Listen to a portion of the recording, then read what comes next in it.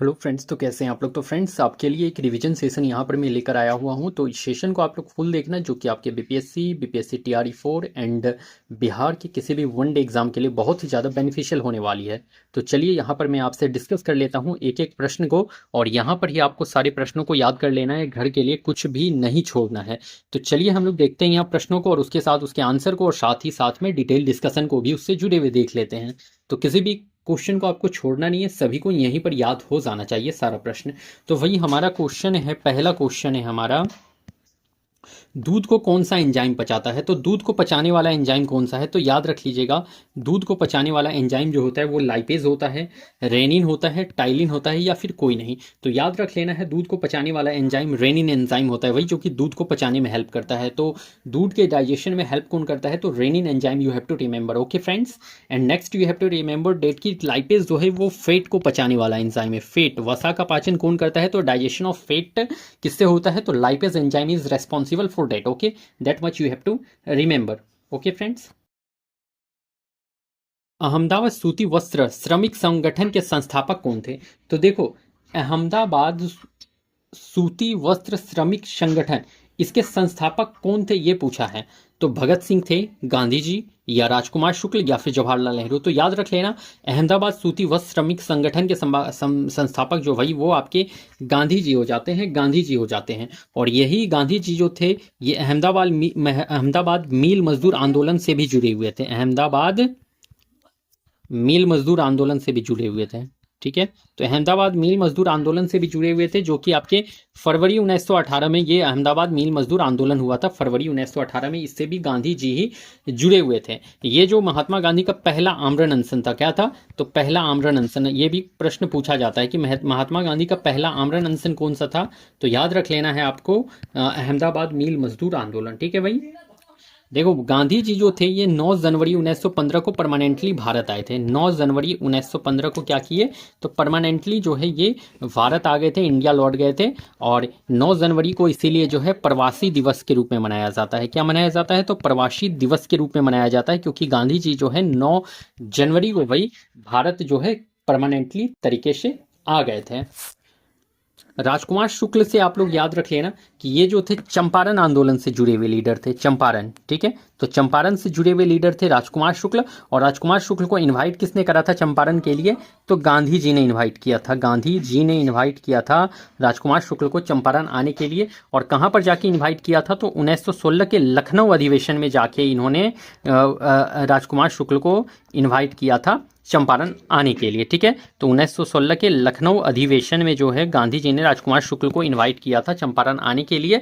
और इन्हीं के बुलावे पर राजकुमार शुक्ल जो थे वो चंपारण पहुंचे थे, और इन्होंने नील कृषि को लेकर के जो भी वहां पे मैटर बना हुआ था उसे इन्होंने सॉल्व करा था। ध्यान रख लीजिएगा आप लोग। ठीक है,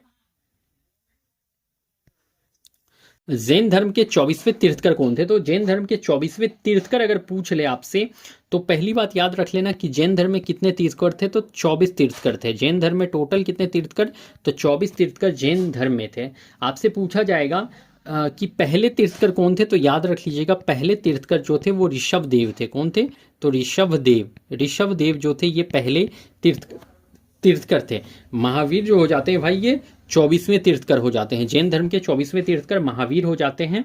और अगर आपसे पूछा जाए कि जैन धर्म के 23वें तीर्थकर कौन थे, 23वें पूछा जाता है क्योंकि ये इंपॉर्टेंट है। तो याद रख लीजिएगा, 23वें तीर्थकर जो थे वो पार्श्वनाथ थे। पार्श्वनाथ थे, ठीक ना। पार्श्वनाथ जो है वो 23वें तीर्थकर हैं, 24वें महावीर है, एंड फर्स्ट जो है वो ऋषभ देव थे। ओके फ्रेंड्स, महावीर से रिलेटेड कुछ पॉइंट को आप लोगों को याद रख लेना है। ये जो थे जैन धर्म के वास्तविक संस्थापक, महावीर क्या थे, तो जैन धर्म के क्या थे, वास्तविक संस्थापक थे। वास्तविक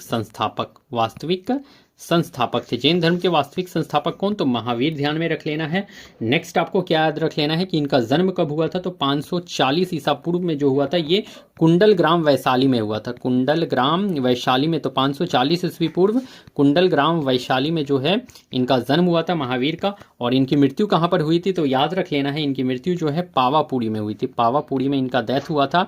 पावापुरी जो कि आपके नालंदा वाले रीजन में पड़ता है। ठीक है, तो नालंदा वाले रीजन में भाई पावापुरी पड़ता है, वहाँ इनकी डेथ हो गई थी। अगर पूछ ले कि इनको ज्ञान की प्राप्ति कहाँ पर हुई थी, तो याद रख लीजिएगा जिम्बिका ग्राम में रिजुपालिका नदी के किनारे इन्हें ज्ञान का प्राप्ति हुआ था। तो जिम्बिका ग्राम में रिजुपालिका नदी के किनारे बरगद के पेड़ के नीचे इन्हें ज्ञान की प्राप्ति हुई थी। पिता कौन थे महावीर के, तो याद रख लेना है पिता इनके सिद्धार्थ थे। और माँ अगर पूछ ले तो माता इनकी त्रिशला थी, त्रिशला इनकी माँ हो जाती है। और अगर पत्नी पूछ ले तो पत्नी याद रख लेना है यशोदा इनकी वाइफ हो जाती है महावीर की। अगर दामाद का पूछ ले तो दामाद इनके जमाली हो जाते हैं, क्योंकि जमाली से भी रिलेटेड एक क्वेश्चन देखा जाता है। तो दामाद जमाली, पत्नी यशोदा, माता Trishala and who was the father, तो Siddhartha. Okay, you have to remember that much. Now move to the next question.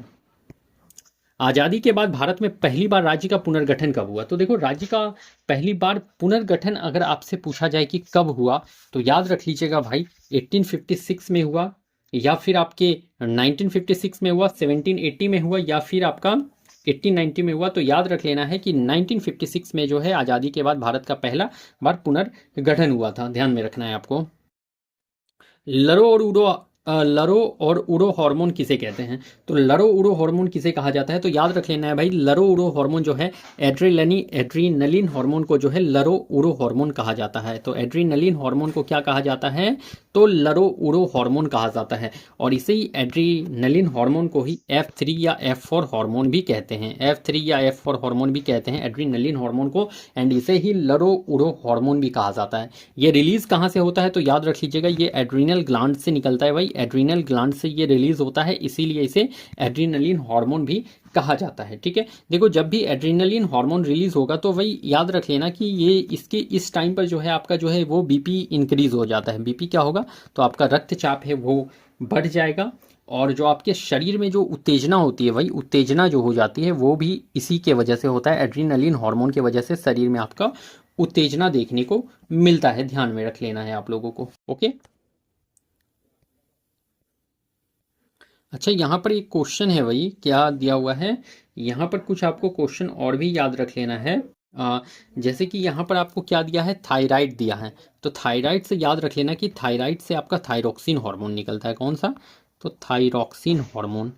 Thyroxine hormone thyroid से निकलता है, इसको भी ध्यान में रखना है आपको। ठीक है, हाइपोथैलेमस से याद रख लेना कि इससे जो है टेम्परेचर आपका मेंटेन करा जाता है। बॉडी का टेम्परेचर मेंटेन कौन करता है? तो हाइपोथैलेमस, जो कि आपके एक ब्रेन का एक पार्ट है और यही कंट्रोल करता है temperature of the body. Ganga नदी बिहार में कितना जिला पास करती है? तो देखो गंगा नदी बिहार में अगर पूछ ले तो 12 जिला को ये क्रॉस करती है, 12 जिला को क्रॉस करती है। अगर सबसे लंबा पूछ ले कि किस जिला को, तो पटना सबसे लंबा क्रॉस करती है भाई ये गंगा नदी, 99 किलोमीटर। और अगर नेक्स्ट पूछ ले तो भाई ये आपका भागलपुर करता है 97 किलोमीटर। ठीक है, तो 97 किलोमीटर आपका भागलपुर कवर करता है आपका गंगा नदी को। ठीक है, एक बात आप लोग याद रख लेना कि बिहार में जो है गंगा नदी वो कहाँ से प्रवेश करती है? तो देखो याद रख लेना, बिहार में गंगा नदी जो है बक्सर के चौसा से प्रवेश करता है। ठीक है, बक्सर के चौसा से प्रवेश करता है। गंगा नदी बिहार में बक्सर के चौसा से प्रवेश करता है, इसको ध्यान में रख लीजिएगा। और ये बाहर कहाँ से निकलता है? तो बिहार से बाहर जो है ये कटिहार जिला से निकलता है। कटिहार से बिहार से ये बाहर निकल जाता है। गंगा नदी बिहार से बाहर कटिहार जिला से निकलता है। ठीक है, कटिहार से बाहर निकल जाता है। और एंट्री कहाँ से होती है बिहार में? तो एंट्री जो है भाई वो बक्सर जिला से होती है आपके एंट्री। ध्यान में रख लेना है। अगर आपसे पूछा जाए कि बिहार में गंगा से मिलने वाली पहली नदी कौन सा है, तो याद रख लेना घाघरा। घाघरा जो है बिहार में गंगा से मिलने वाली पहली नदी। और अंतिम अगर पूछ ले कि लास्ट नदी कौन है, तो लास्ट याद रख लीजिएगा महानंदा नदी है, तो जो गंगा नदी से मिलने वाली अंतिम नदी है। तो महानंदा अंतिम नदी है और घाघरा पहली नदी है गंगा नदी से मिलने वाली। ध्यान रखना है आप लोगों को। ठीक है, बिहार का आधुनिक अजातशत्रु किसे कहते हैं? तो आधुनिक अजातशत्रु जो है राजेंद्र प्रसाद। तो भाई आधुनिक अजातशत्रु राजेंद्र प्रसाद हैं? तो कभी भी नहीं होंगे ये। सच्चिदानंद सिन्हा? तो एब्सोल्युटली यही राइट होने वाला है। बिहार का आधुनिक अजातशत्रु सच्चिदानंद सिन्हा, और इन्होंने एक पत्रिका लिखा था बिहारी। तो बिहारी पत्रिका जो है सच्चिदानंद सिन्हा ने लिखा था, और यही वह पत्रिका है जिसने बिहार को बंगाल से अलग कराया था। तो Bihari Patrika was responsible for the partition of Bengal and Bihar. You have to remember that point. Okay, अगर बात करी जाए आपसे कि एक यहाँ पर याद रख लेना आप लोग कि जयप्रकाश नारायण से याद रख लेना कि इन्हें जो है लोक नायक के नाम से जाना जाता था। लोक नायक, लोकनायक के नाम से जयप्रकाश नारायण को जाना जाता था। अनुग्रह नारायण सिंह से आपको याद रख लेना है कि बिहार विभूति के नाम से इन्हें जाना जाता था। बिहार विभूति, तो बिहार विभूति के नाम से अनुग्रह नारायण सिंह एंड जयप्रकाश नारायण को लोक नायक के नाम से जाना जाता है। अगर आपसे जन नायक पूछ ले कि जन नायक के नाम से किसे, तो जन नायक के नाम से कर्पूरी ठाकुर को जाना जाता है। कर्पूरी ठाकुर को किससे, तो जन नायक के नाम से जाना जाता है कर्पूरी ठाकुर को। बिहार से व्यक्तिगत सत्याग्रह में पहले सत्याग्रही कौन थे, तो याद रख लेना है कर्पूरी ठाकुर नहीं थे भाई, कृष्ण सिंह थे बिहार से व्यक्तिगत सत्याग्रह में पहले सत्याग्रही। और बिहार के पहले सीएम भी श्री कृष्ण सिंह थे, first CM of Bihar Shri Krishna Singh. और इनको जो है बिहार केसरी के नाम से भी जाना जाता था। तो श्री कृष्ण सिंह को बिहार केसरी के भी नाम से जाना जाता था, बिहार केसरी। भिकाजी कामा से याद रख लेना भाई, ये भारतीय क्रांति की माँ, भारतीय क्रांति की माँ या जननी के नाम से जाना जाता है इन्हें। भारतीय क्रांति की माँ, भारतीय क्रांति की माँ, भारतीय क्रांति की माँ या जननी भिकाजी कामा। और इन्होंने पहली बार जो है भारतीय झंडा फहराया था, कहाँ पर, तो स्टुटगार्ड में। स्टुटगार्ड जो कि आपके जर्मनी में पड़ता है, वहाँ पर इन्होंने भारतीय झंडा फहराया था पहली बार। ठीक है, तो विदेशी धरती पर पहली बार झंडा किसने फहराया, तो भिकाजी कामा ने फहराया था, स्टुटगार्ड जर्मनी में, ध्यान रख लेना है। नेक्स्ट, कांग्रेस के प्रथम पार्षी अध्यक्ष, तो पार्षी अध्यक्ष अबुल कलाम आज़ाद नहीं भाई, ये दादा भाई नौरोजी हो जाते हैं प्रथम पार्षी अध्यक्ष। या फिर आपसे पूछ ले प्रथम गैर हिंदू अध्यक्ष, गैर हिंदू अध्यक्ष, तो प्रथम पार्षी अध्यक्ष या फिर गैर हिंदू अध्यक्ष पूछ ले तो दादा भाई नौरोजी थे। और ये किस अधिवेशन की अध्यक्षता किए थे, तो याद रख लेना 1886 का कोलकाता अधिवेशन का इन्होंने अध्यक्षता करा था। 1886 का कोलकाता अधिवेशन का इन्होंने अध्यक्षता करा था। दादा भाई नौरोजी से एक पॉइंट ये याद रख लेना कि ये 3 बार कांग्रेस के अध्यक्ष बने थे। तो कब कब, 1886 के कोलकाता अधिवेशन में इन्होंने अध्यक्षता करी। नेक्स्ट इन्होंने 1893 के लाहौर अधिवेशन का इन्होंने अध्यक्षता करा। और थर्ड इन्होंने किया था 1906 के कलकत्ता अधिवेशन का भी इन्होंने अध्यक्षता करा था। तो 3 आपको याद रख लेना है, 1886 का कोलकाता अधिवेशन का अध्यक्षता करा, 1893 का लाहौर अधिवेशन एंड 1906 का कोलकाता अधिवेशन का इन्होंने अध्यक्षता करा है। इन्हें जो है grand old man of India भी कहा जाता था। ग्रांड ओल्ड मैन, भारत के वयोवृद्ध पुरुष, grand old man of India. Dadabhai Naoroji को ही grand old man of India के नाम से भी जाना जाता था। इन्हें ही मिस्टर नेरो मेजोरिटी भी कहा जाता था, mister narrow majority, mister narrow majority के भी नाम से इन्हें जाना जाता था, ध्यान में रख लीजिएगा। इनकी एक बुक का नाम ही याद रख लीजिएगा, un British rule in India, un British rule in India, un British rule in India, un British rule in India, इनका एक पुस्तक का नाम आपको याद रख लेना है। ठीक है, और इनका एक पत्रिका आपको ज़रूर याद रख लेना है, एक पत्रिका इनका जिसका नाम था राफ्त गोफ्तार। तो दादा भाई नौरोजी की एक पत्रिका राफ्त गोफ्तार याद रख लीजिएगा, गोफ्तार। और एक याद रख लीजिएगा voice of India, voice of India. तो voice of India and Rast Goftar, 2 आपको पत्रिका याद रख लेना है। ठीक है, ये दादा भाई नौरोजी जो थे इन्होंने प्रति व्यक्ति आय का सिद्धांत दिया था, प्रति व्यक्ति आय। तो आपसे पूछा जाएगा कि प्रति व्यक्ति आय का सिद्धांत किसने दिया, तो दादा भाई नौरोजी ने। दादा भाई नौरोजी ने ही धन के निष्कासन का भी सिद्धांत दिया था। धन निष्कासन का किसने सिद्धांत दिया, तो धन निष्कासन का भी सिद्धांत दादा भाई नौरोजी ने दिया।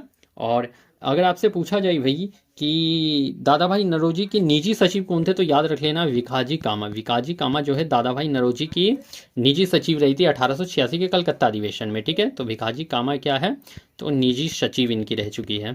ठीक है, निजी सचिव, निजी सचिव।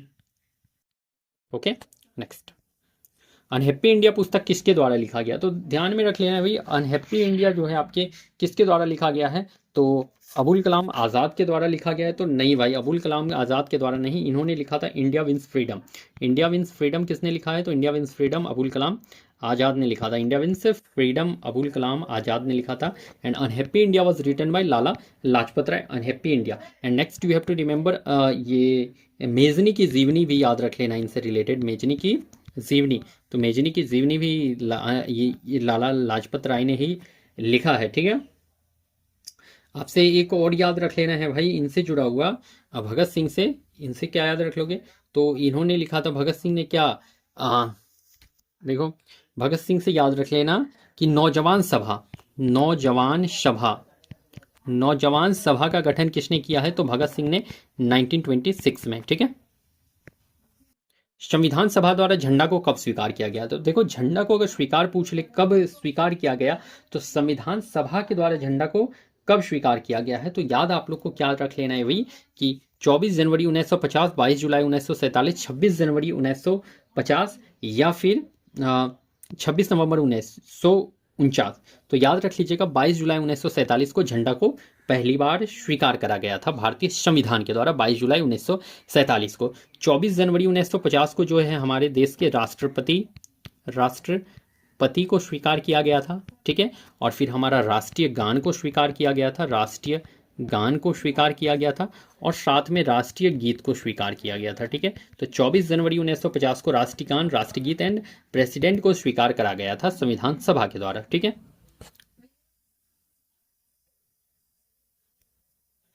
1929 लाहौर अधिवेशन की अध्यक्षता किसने की? तो याद रख लीजिएगा लाहौर अधिवेशन अबुल कलाम आजाद ने नहीं, मोतीलाल नेहरू ने नहीं, जवाहरलाल नेहरू ने 1929 के लाहौर अधिवेशन का अध्यक्षता करा था। 1929 के लाहौर अधिवेशन का अध्यक्षता करा था, और यहीं पर जो है पहली बार जो है तिरंगा फहराया गया, पहली बार तिरंगा फहराया गया था, तिरंगा फहराया गया, ठीक है, फहराया गया था। और यहीं पर डिसाइड हुआ था कि 26 जनवरी को पूर्ण स्वराज दिवस बनेगा। क्या बनेगा? तो 26 जनवरी को पूर्ण स्वराज दिवस के रूप में मनाया जाएगा। तो यहीं पर डिसाइड हो गया था कि 26 जनवरी को पूर्ण स्वराज दिवस के रूप में मनाया जाएगा, ठीक है। और यहाँ पर कुछ याद रखना है वही आप लोगों को। तो अच्छा, एक चीज़ ये याद रख लेना कि आखिर जो ये तिरंगा था इसका डिज़ाइन किसने बनाया था? ये जो तिरंगा था वही भारत का, ये जो झंडा है तिरंगा, इसका जो है डिज़ाइन किसने बनाया है बताओ तो आप लोग। तो देख लो, डिज़ाइन याद रख लेना, पिंगली वेंकैया ने इसका डिज़ाइन करा है, पिंगली वेंकैया। तो पिंगली वेंकैया ने भारतीय जो तिरंगा है उसका डिज़ाइन बनाया है। नेक्स्ट, भारतीय राष्ट्रीय कांग्रेस की पहली महिला अध्यक्ष। तो पहली महिला अध्यक्ष तो सरोजनी नायडू, एनी बेसेंट, नलिनी सेनगुप्ता या विकासी कामा। तो कांग्रेस की पहली महिला अध्यक्ष तो एनी बेसेंट है, ठीक है। अगर भारतीय राष्ट्र कांग्रेस की पहली भारतीय महिला अध्यक्ष पूछ ले तो सरोजनी नायडू। तो पहली भारतीय शब्द लग जाए तो पहली भारतीय महिला अध्यक्ष पूछ ले तो सरोजनी नायडू, और पहली महिला अध्यक्ष पूछ ले तो एनी बेसेंट, ठीक है। ये 2 पॉइंट्स याद रख लीजिएगा ध्यान से कि पहली भारतीय महिला अध्यक्ष पूछेगा तो सरोजनी नायडू, एंड पहली महिला अध्यक्ष पूछेगा तो फिर एनी बेसेंट आपको ध्यान में रखते हुए चलना पड़ेगा, ठीक है भाई। इस बात को ध्यान में आप लोग जरूर रख लीजिएगा। 1857 की क्रांति के समय ए.ओ. ह्यूम कहाँ के मजिस्ट्रेट थे? तो याद रख लेना, बनारस के नहीं, इटावा के मजिस्ट्रेट थे 1857 की क्रांति के समय ए.ओ. ह्यूम। और ए.ओ. ह्यूम को वही हर्मिट ऑफ शिमला के नाम से भी जाना जाता है, शिमला के सन्यासी, ठीक है। तो हर्मिट ऑफ शिमला, शिमला के सन्यासी के भी नाम से इन्हें जाना जाता है, ठीक है, आपको ए.ओ. ह्यूम का। और ये जो थे कांग्रेस के पहले क्या थे? तो महासचिव थे, या फिर सचिव कुछ भी कह लो। तो कांग्रेस के फर्स्ट महासचिव ए.ओ. ह्यूम हो जाते हैं, ध्यान में रख लेना है, ओके। केंद्र सरकार द्वारा वित्तीय विवरण का उल्लेख है। तो भाई वित्तीय विवरण का उल्लेख जो है आर्टिकल 202 में है, आर्टिकल 112 में भाई वित्तीय विवरण का उल्लेख है, एंड 202 में याद रख लेना राज्य सरकार द्वारा वित्तीय विवरण का उल्लेख है। यहाँ 112 में केंद्र सरकार द्वारा वित्तीय विवरण है, और यहाँ पर अनुच्छेद 200 में है राज्य सरकार का वित्तीय विवरण, ठीक है। तो राज्य सरकार, स्टेट गवर्नमेंट का जो है आपका वित्तीय विवरण आर्टिकल 202 में है, ठीक ना, विवरण। मानव शरीर की सबसे बड़ी ग्रंथि। तो देखो, मानव शरीर की सबसे बड़ी ग्रंथि अगर पूछ ले आपसे तो याद रख लेना यकृत है, अग्नाशय है, थायराइड है या पिट्यूटरी। तो सबसे बड़ी ग्रंथि है भाई वो लीवर, यकृत हो जाता है सबसे बड़ी ग्रंथि, ग्लैंड, ठीक है। अगर मिश्रित ग्रंथि पूछ ले कि सबसे बड़ी मिश्रित ग्रंथि पूछ ले तो याद रख लीजिएगा अग्नाशय जो हो जाता है ये मिक्स्ड ग्लैंड हो जाता है सबसे बड़ा। तो मानव शरीर की सबसे बड़ी मिक्स्ड ग्लैंड या ग्रंथि तो अग्नाशय, पेनक्रियाज जिसे कहते हो। और मानव शरीर की सबसे बड़ा अंतःस्रावी ग्रंथि पूछ ले, एंडोक्राइन ग्लैंड पूछ ले तो थायराइड याद रख लीजिएगा। तो मानव शरीर की सबसे बड़ी अंतःस्रावी एंडोक्राइन ग्लैंड तो याद रख लीजिएगा ये थायराइड हो जाता है, ठीक है।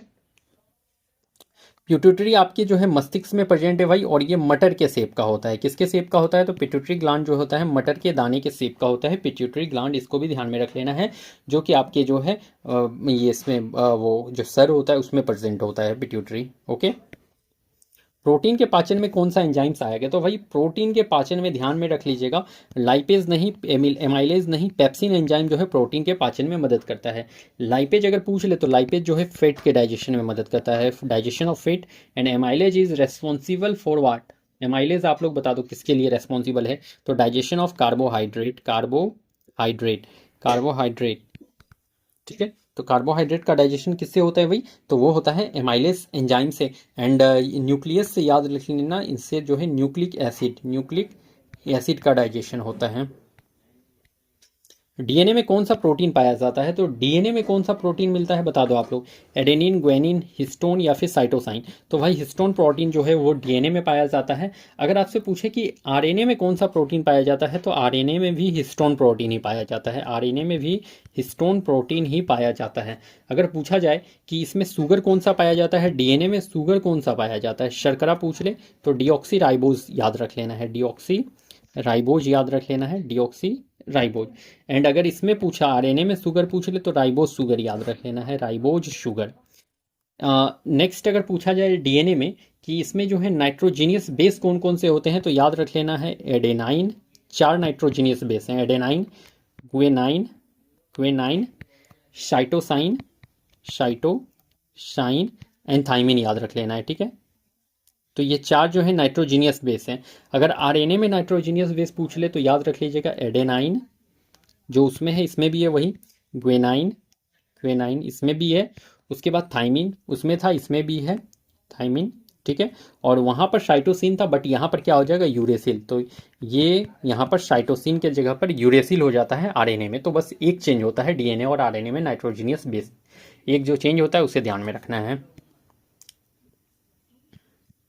चट्टान में उगने वाला पौधा कहलाता है, तो देखो चट्टान में जो पौधा उगेगा उसे जेरोफाइट्स नहीं भाई, जेरोफाइट्स तो आपके डेजर्ट वाले एरियाज में देखने को मिलता है, डेजर्ट रेगिस्तानी इलाके में मिलता है। हेलोफाइट्स तो भाई आपके जो है नमकीन जो मिट्टी होते हैं, सेलाइन जो सॉयल होते हैं भाई, सेलाइन सॉयल, उसमें देखने को मिलते हैं नमकीनी मिट्टी में। अगर लिथोफाइट्स पूछा जाए तो लिथोफाइट्स जो है आपके चट्टान में देखने को मिलता है।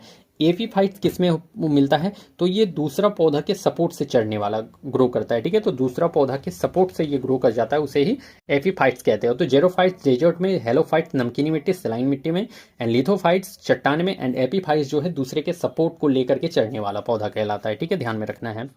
कांसा मिश्र धातु है, तो कांसा भाई ये जो ब्रोंज आपका होता है ये किसका आपका मिक्सचर है बता दो आप लोग, तो तांबा और पीतल का तो नहीं भाई, तांबा और टीन का जो है कांसी ब्रोंज है, तांबा और टीन का ध्यान रख लेना है।